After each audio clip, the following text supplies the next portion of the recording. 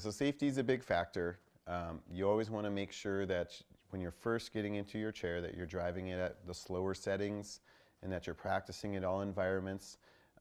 It's nice to have somebody with you at first when you're using the chair and utilizing it for the first time.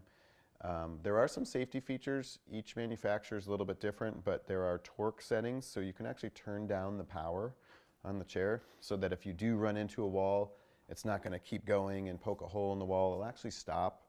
So you can look at having some of those torque settings turned down initially so that you can be safe and not be worried about damaging things. They're built to be used in the community as well as in the home.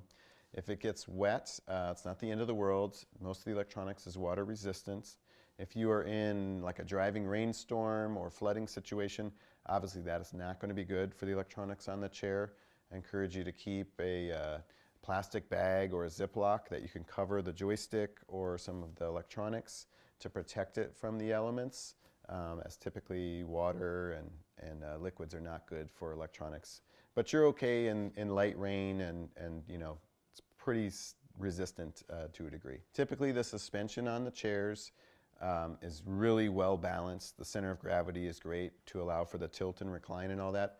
Typically the only time you would see somebody tipping over is off of a curb or you know, something that's not rounded, a very steep curb or something like that. So you want to avoid those initially while you're learning to utilize your chair. But flat surfaces, just wide open spaces to begin with while you're getting the feel of it are always encouraged. You can go up hills. That's typically not an issue. You want to stay within, you know, not super steep. Your owner's manual will typically have some guidance onto what angle you should take. And same with ramps. You can do some light gravel, grass, some different terrain. The chairs are set up with great suspension to do that. Anything sand, soft dirt, wet grass, something like that, you could spin out and get stuck because the chairs are typically around 400 pounds, plus the weight of the end user. If you're in a situation like that, there is the chance you could get stuck. So stay with hard pack. Flat, hard surfaces, at least initially, until you learn how your chair is going to operate in those environments.